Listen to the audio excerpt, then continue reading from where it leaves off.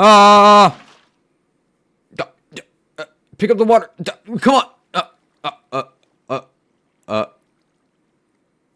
Come back here, water. Give me that. Yeah. Okay. Okay. Oh. Hello. This video is all about one item, the water bucket. Now, on paper, this item is pretty simple. You can pick up a piece of water, and then you can put down a piece of water. But it is far more complicated than that. Now, I'm not one to question the physics of a game that literally has floating trees. However, out of the many weird things and very much inaccurate things that this game presents, the water bucket might be one of the most strange ones and also the least sensible ones.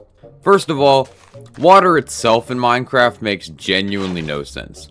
Like, you really think that you can make an infinite water source by just doing, well, whatever that was? Another fun fact about water in Minecraft is that no matter how high you are, you can save yourself by placing a single block of water. Yeah, that would definitely break a few bones in real life. No, it would kill you. Don't try this at home. So yeah, water makes absolutely no sense. But the bucket starts to break reality. First of all, you can place as much water as you want in one source and it will never fill up. Like literally ever. This is literally an infinite water getting rid of glitch. And here's where we get to the part that really breaks the water bucket for me. Now, when you place a water bucket down, it places one water source and it, goes everywhere, right? Because it all just floods out and that's how water works. However, this already doesn't make sense because you're only picking up one little block of source, so how does it fill out into this entire mass of around all these blocks? It's no sense make! Now that we're already at the part where water is literally breaking reality, how about we just get to the big elephant in the frickin' room? No, as you go higher up, the water will start to become larger. The bucket contains all of this water. It starts going down. That's literally like hundreds of water sources of blocks in a single bucket.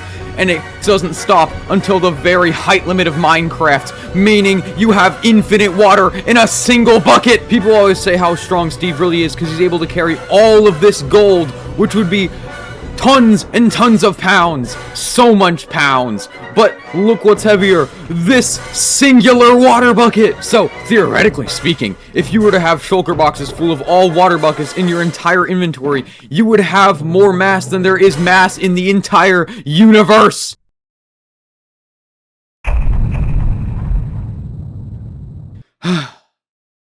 Okay. So, let's break it down. So basically, when Steve goes over to his local river to pick up a source of water, he's already breaking the law of conservation of mass, because he is literally destroying mass and creating it at the same time. Because, first of all, you can just do this. When you put water down, it floods, and that's creating mass. But then you can just destroy mass. But then again, the mass is recreated within this lake. So, yeah, it's gonna be a little confusing. As we saw from before, when I picked up the water from the river, the water didn't actually disappear from the lake. It actually just regenerated, which is where he's creating mass. Then, when I placed the dirt block over the water source and the water slowly drained, is when we deleted the mass. This is the general basis of how water works in Minecraft, but this must mean it's kind of similar to how the bucket works. See, when I'm picking up water from the lake, the bucket actually just puts the water in the bucket, and now we have double the water pretty much. Basically meaning we just created mass. This is a refer back to the infinite water source I was talking about, and this is kind of just a thing that Minecraft has, but maybe we can use it to determine how the water bucket actually works when we saw it creating mass by going really high up. Another way we can help solve the water bucket mystery is by looking at the other buckets, specifically the lava bucket. Now, when I did the thing before with the infinite water source, you just put a water in that corner and a water in this corner. However, the lava bucket is a little different. When we do the same thing, it actually doesn't create an infinite lava source. As you can see, these two corners are not lava sourced. You have to actually place them there. So, this brings up the question that maybe it's just water and not lava. However, this is not the case at all. Lava actually has the same issue with water, where the higher up you go, the more lava that gets placed. So basically, the lava will start to spread down very slowly and cover up every single block I placed, meaning that lava is too technically an infinite source. The only difference between water and lava is that lava is a less infinite source than water, but it's still an infinite source, because technically you can do the same height trick. However, you can't actually pick it up from the sides, which also doesn't make much sense because it's technically filling up the whole block, but not really, but also it kind of is. Then again, you can't do the thing here where you just get those corners filled with lava.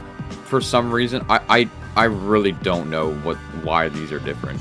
But we're just gonna roll with the fact that lava is just built different, I guess. So, now that we know this, we actually do get a little closer to solving the water bucket mystery, because now we know that the water bucket has special magical properties that it's exclusive to its own item. As we saw before, the water is able to create an infinite source, but not the lava. However, they're both able to create those infinite sources of pillars. So, that's the reason both of them are technically infinite, but it's only due to the magical properties of the water bucket itself.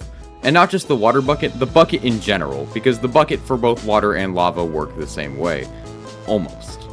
So now we know that the water bucket is actually a special item, not just any, like, water in a bucket. There's more to it than just that. After I made this realization, I went down a pretty long rabbit hole, and I'm just gonna sum it up in this short summary.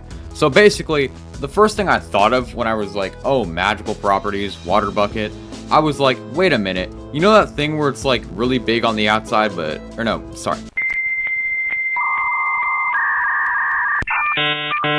really small on the outside, but big on the inside? I was like, maybe the water bucket isn't like one of those scenarios where it can carry pretty much anything. Like, you know, the infinite abyss hole, you know, something like that.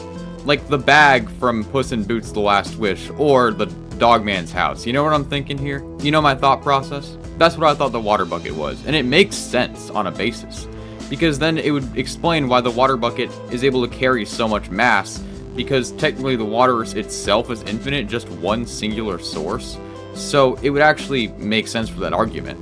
But since I wanted to make this in Minecraft terms, here's what I'll cut it down to, and this is how the water bucket truly works. So, I'm gonna be honest, this is all I could really think of, but you know how Minecraft has multiple dimensions, right? Well, what if there's just a water bucket dimension that stores everything that goes into a bucket? So, yeah, that's how the water bucket works. Subscribe for more high quality content. Bye!